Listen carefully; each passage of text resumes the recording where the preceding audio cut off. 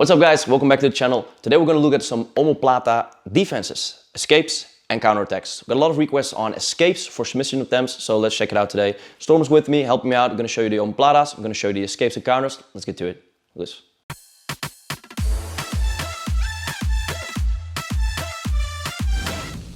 Okay, so the first one, I'm pretty biased on this one because I like this one the most. I'm a capoeira instructor. I call this the Cartwheel pass. It's a pretty famous Omoplata escape. Let's just check it out. Storm's going to start off in the close guard. Going to work towards the Omoplata. I got to be a bit fast for this one. So as soon as I feel him getting the angle, going for the Omoplata, I need to be ready to respond before he grabs control of my hip. And the best moment is even when he's still laying down on his back a bit. Yeah, but he could be seated up, he could be figuring for his legs, I don't care. As long as he doesn't have control of my hip yet. Okay, so let's move a bit to this side. So what I'm going to do, I'm going to post my hand, going to put the top of my head on the mat, yeah. I'm going to cartwheel all the way across Storm. If I hit him in the head, you have to be careful for your partners for this one, yeah. But I have to be fast, lean in, make the cartwheel. So go down, base, cartwheel over, get to the other side. Now usually I like to follow up with grabbing the head and moving down to a cradle here in grappling, yeah. If not, you cross face, you work your way to side control. Let's check it out one more time. So my opponent goes for the Omoplata, base, cartwheel, switch. Okay, next off, we're gonna look at the second escape. So for this one, this is the most common escape you learn as a white belt. I'm not a big fan of this one. I'm going to give you an improved version later on. So the most common one is rolling away with the Omoplata. So Storm has me caught in the Omoplata. Now what usually happens, people feel the pressure of the Omoplata coming and they start rolling away. Let's go a bit back please. So you roll away. Now what Storm has to do to prevent me from rolling is grab control of my hip. And then immediately it's pretty hard for me to roll away. So before he has control of the hip, I can obviously roll forward. Storm will usually follow up and get a top position control. He'll even score points for sweeping me in that situation. So I want to do a bit of an advanced version on this one. So I'm caught in the Omoplata. Now the first thing I need to do is my hand reaches here. I'm going to grab something. In the gi I'm going to grab my pan, but I usually like to control my knee. If I can reach for it, the inside of the knee, like so, or the way the outside of the knee. But the best thing will be to grab the control of the inside of the knee here. And to prevent Storm from putting me face down on the mat, I'm going to post with this leg. Yeah? So Storm tries to push me down, I have some control with that leg and I can post with this hand. I need to be careful that Storm doesn't get his foot underneath my armpit or starts working for gogoplata, etc. Yeah? But just going to delay some time here. Now instead of rolling away, would you control my hip please? So instead of rolling away, I'm going to invert in between my leg and my hand. I'm going to lean into Storm and I'm going to slowly invert all the way. Roll over. Usually when I start following up to get the top position, I try to switch for triangles, yeah, or the submissions, but I'm happy with just escaping the position. So it's just a variation on the most common escape, which is rolling away, yeah. But instead of rolling away and him preventing me with his hand on the hip, I invert in between my legs. So he controls my hip. If I roll away here, I'm stuck. So he can lean in all he wants. All I'm gonna do is get my neck. Yeah, I'm gonna stop talking because it will mess up the audio. I'm gonna invert in between my legs. Like that. Yeah, usually they'll turn to get the top position. I work my guard or I work a triangle. So those were some common and quick escapes. Now let's look at a total different one. Storm has me caught in the Omoplata.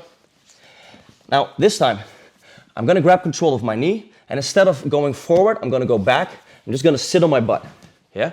Now, if I have back control on the knee, on the back side, it's pretty hard, but I have the inside control, like so, and I sit back, and Storm wants to push me forward. It's pretty hard, yeah? I'm pretty strong on my shoulder here. Now, what I wanna do, as soon as he figure fours his legs, yeah, and he will start to make like a rocking motion to push me forward, boom, boom. I gotta wait a little bit till he's leaning back and tries to get some momentum. So as soon as his legs are figure four, yeah, and I feel him leaning back, I'm gonna go underneath his secondary leg. So he leans back to push me over, I'm gonna go underneath, pass to this side, and usually once again work with a variation of cradle or side control.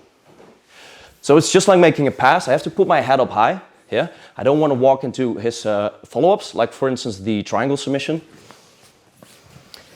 So if I try to do this escape, which is also a pass, I just passed his legs in omoplata. If I try to do this, grab my knee, I'm gonna sit down, yeah, and be strong on this side. If he puts pressure on the shoulder, pretty strong here. As soon as I feel him compensating, I go underneath, but I have to go high. If I keep my head low, Storm will switch up with the triangle here. Boom, and I walk right into it. So for that case and purpose, I have to stay high with my head. I'm gonna go underneath his secondary leg.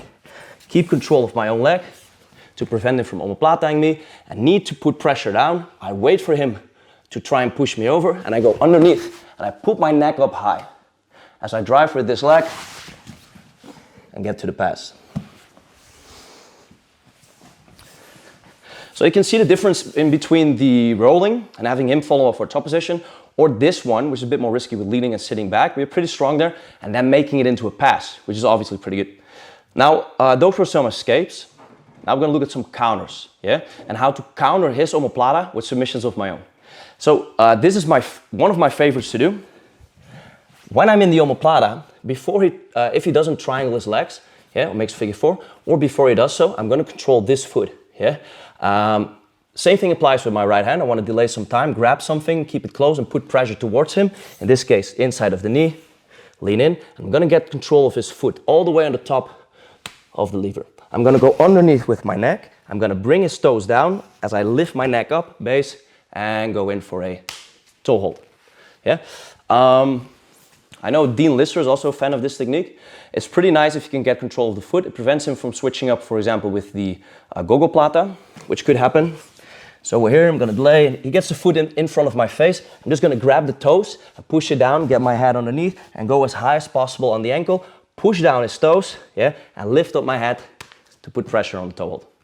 Okay, so that's our first submission counter from the position.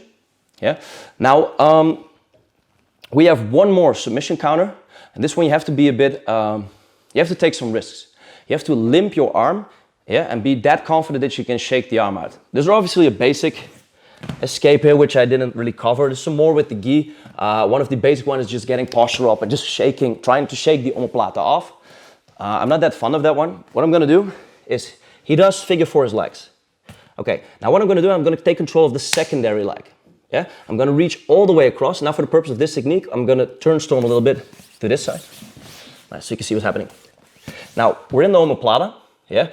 Instead of rolling or posturing up, I'm gonna try and limp my arm and turn towards him as I grab his secondary leg.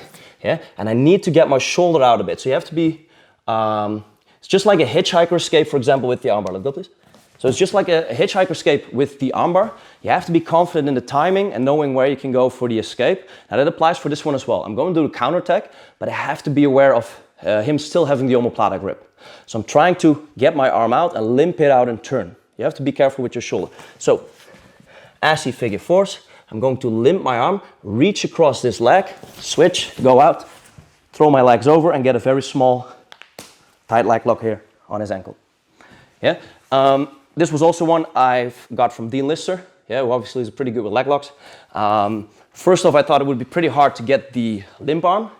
It would be pretty dangerous. We'd be better off at just countering or trying to pass your omoplata or sit down and pass. But I found pretty nice success with it if you go with the counterattack, reach across with the leg, limp arm, turn your shoulder, sit down. Now in order to finish this leg lock, yeah, I need to get some form of control, like for example with a Cartwheel lock or anything. I need to get control of the hip usually, but in this case I usually just throw it up over his shin, bridge down, and sit in for the ankle lock. So, cartwheel escape, rolling, inverting, passing, limp arming and leg locking and toe holding. I think that's enough escapes counters for the omoplata. Yeah. If you have some more suggestions, let me know. There's also some pretty cool counters if we go into the gi, but that's for another time. Thanks so much for watching. See you in the next video. Whiz.